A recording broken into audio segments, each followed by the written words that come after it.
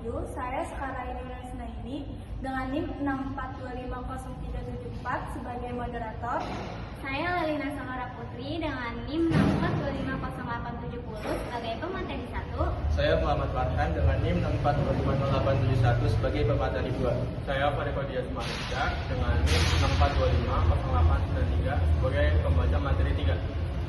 Saya Indah Kamila dengan NIM 6425018 sebagai pembaca materi 4. Saya Farul Gunawan dengan NIM 642500895 dan sebagai pembaca materi 5.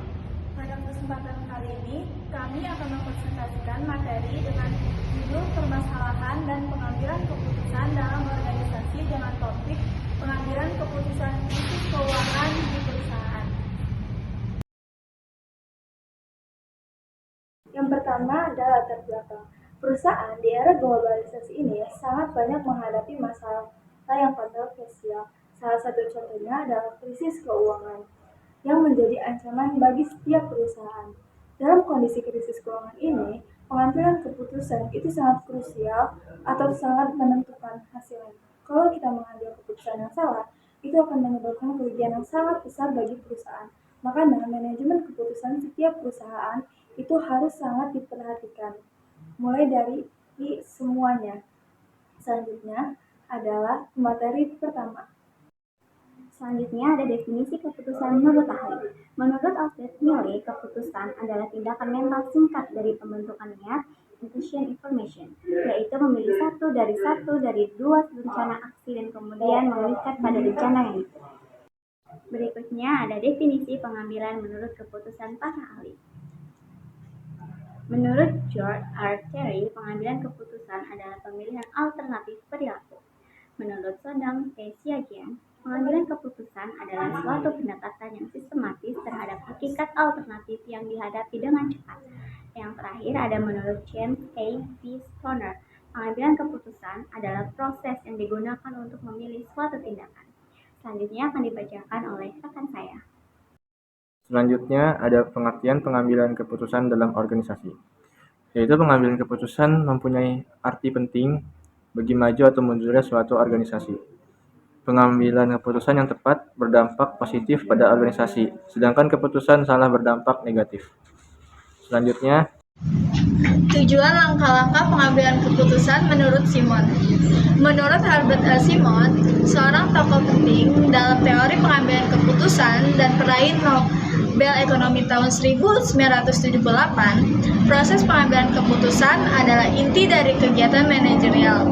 Dia mengemukakan bahwa tujuan pengambilan keputusan adalah untuk memilih setiap alternatif dan tindakan terbaik guna mencapai tujuan organisasi secara rasional dan efektif.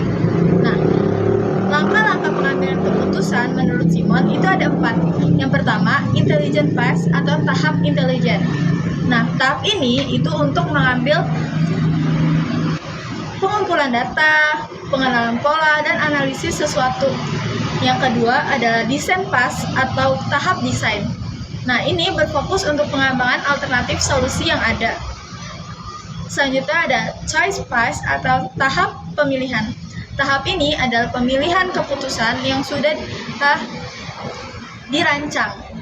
Selanjutnya ada implementation and review phase, yaitu evaluasi. Nah, setelah keputusan dipilih, dilakukan pelaksanaan keputusan serta evaluasi hasilnya untuk memastikan keputusan tersebut efektif atau tidak. Terima kasih. di sini saya akan menjelaskan langkah-langkah pengambilan keputusan. Yang pertama ada identifikasi masalah atau situasi kritis. Lalu ada analisis situasi. Yang ketiga adalah pengumpulan data dan informasi. Lalu keempat ada pengembangan alternatif dan solusi. Lalu kelima ada evaluasi alternatif. Yang keenam ada pemilihan keputusan. Ketujuh ada implementasi keputusan. Lalu ada yang terakhir ada pemantauan dan evaluasi hasil. Berikut beberapa jenis-jenis keputusan dalam organisasi. Yang pertama ada keputusan strategis, yaitu keputusan besar dan jangka panjang. kedua, keputusan taktis, yaitu keputusan jangka menengah seperti pengelolaan biaya operasional, alokasi sumber daya antar divisi, dan kebijakan kredit. Yang ketiga, keputusan operasional, yaitu keputusan rutin sehari-hari yang tetap harus dibuat meskipun dalam krisis.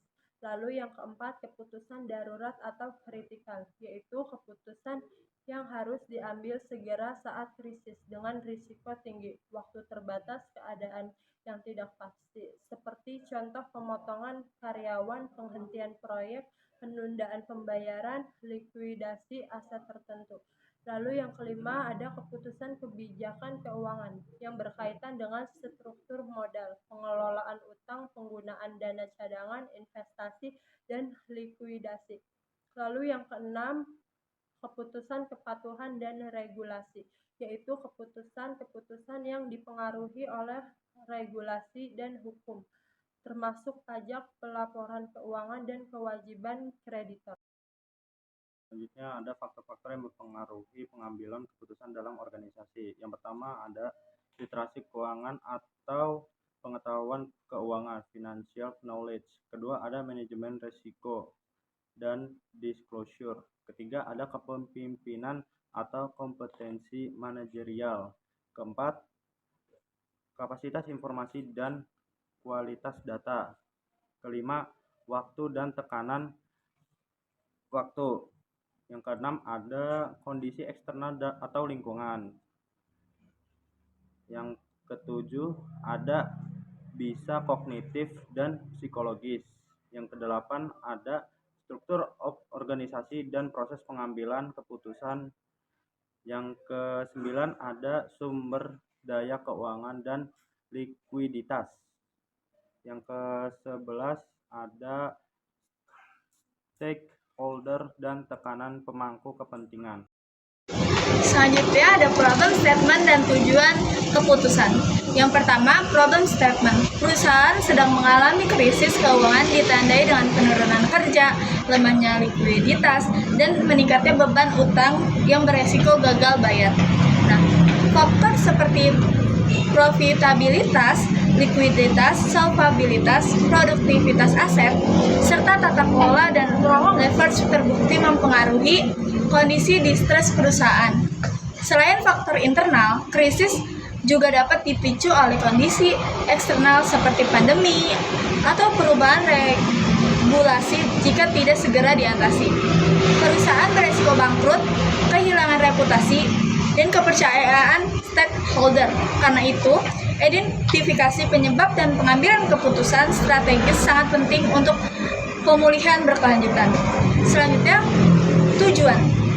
Pengambilan keputusan dalam menghadapi krisis keuangan bertujuan memulihkan stabilitas dan membangun dasar pertumbuhan berkelanjutan. Langkah utamanya meliputi memperkuat likuiditas dengan meningkatkan arus kas dan mengurangi kewajiban jangka pendek, menurunkan leverage agar struktur modal lebih sehat, serta meningkatkan profitabilitas dan produktivitas aset melalui efisiensi operasional. Selain itu, perusahaan perlu memperkuat tata kelola dan sistem pengendalian internal untuk mencegah krisis manajerial, serta membangun kembali kepercayaan investor dan kreditor melalui komunikasi yang transparan. Tujuan akhirnya adalah menciptakan fondasi keuangan dan operasional yang tangguh menghadapi krisis di masa depan. Berikut ada konteks dan data ringkas tentang krisis keuangan perusahaan, yaitu yang pertama ada definisi situasi di mana perusahaan mengalami kesulitan serius dalam memenuhi kewajiban keuangannya. Yang kedua ada penyebab umum krisis keuangan, yaitu ada profitabilitas rendah, yang kedua likuiditas buruk, yang ketiga leverage atau utang tinggi. Selanjutnya tata kelola atau perusahaan yang buruk, gangguan eksternal. Dan yang ketiga ada indikator krisis keuangan, yaitu yang pertama adalah laba rugi negatif, arus kas negatif, yang ketiga gagal bayar, yang keempat nilai saham merosot, dan yang kelima rasio utang tinggi. Yang keempat ada dampak terhadap perusahaan, yaitu yang pertama pemutusan hubungan kerja atau PHK, yang kedua penjualan atau likuidasi aset, yang ketiga penurunan nilai perusahaan, yang keempat restrukturisasi utang atau kebangkrutan. Selanjutnya ada contoh kasus dan data empiris. Yang pertama ada pengaruh likuiditas, profitabilitas, produktivitas aset, dan solvabilitas terhadap kondisi finansial distress pada perusahaan di Amerika Serikat. Ada analisis finansial distress pada perusahaan sektor perdagangan, jasa, dan investasi yang terdaftar di Bursa Efek Indonesia. Ada prediksi kesulitan keuangan pada perusahaan manufaktur bukti dari Indonesia. Selanjutnya ada solusi atau penanganan, yaitu ada restrukturisasi utang, ada penambahan modal atau rights issue investor baru, efisiensi operasional, penguatan tata kelola atau GCG, dan yang terakhir monitoring awal dan model prediksi.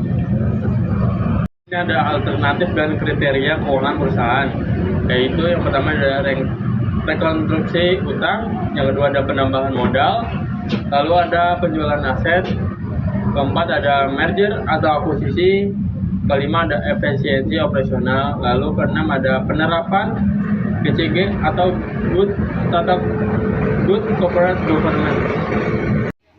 Penerapan model keuangan yang baik di perusahaan dengan tahap metode Simon. Yang pertama ada intelligence atau identifikasi masalah.